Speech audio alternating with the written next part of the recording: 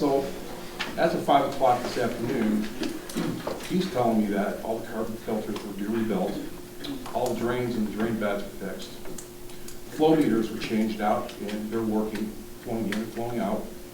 The controls, those are the flow meters, and he says outside of it being just an older plant, it's working.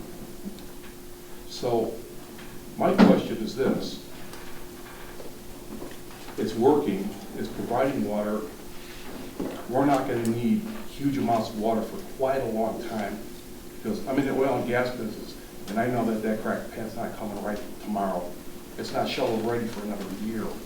So if that's the case, and we can just maintain our current system and not have to put all the extra money into it, because we've already put a bunch of money into it, outside of an occasional break, that's not really where our problem's at. It's not water, it's in our distribution. Am I correct? I agree with you on that.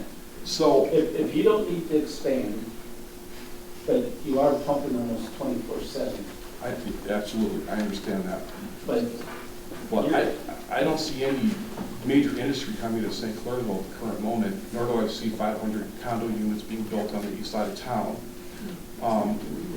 We're not getting any water over to there to currently do it. So my whole point is we spent 45 minutes, and I appreciate all your input, really valuable, but we're not changing the water plant, and we're not going to upgrade it, nor are we going to expand it.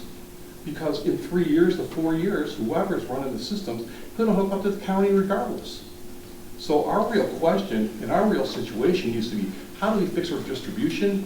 How do we fix our sewage? And how do we separate our sewage from our drainage? That's the real issue here. Then I talked to Taylor over at the EPA. I had a really nice conversation with him Friday. Great guy. I mean, he answered all my questions, anything I had to, he sent me to his website. I got access to everything that the city's been doing with EPA and all their responses. And this whole algae bloom thing, it's not out of the ordinary. It happens every year. We were supposed to treat this thing coming up in April and May to be preventative. I don't know if we did that. This whole thing with the whole emergency, having to pump out all those tanks, we should have been doing that 6 months ago.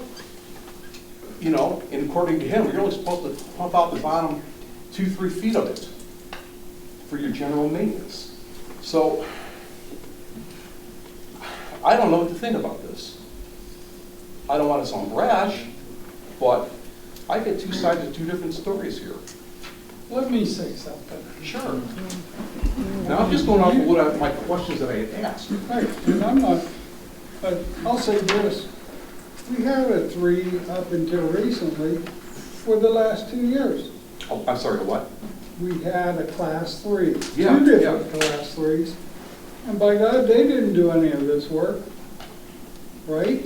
No, actually, well, they may have not done a lot of the repairs, because that really comes Well, down they to the didn't top. pump anything out either. No, that's not true, because I knew we had a contract with a company that would come in and pump the bottoms out.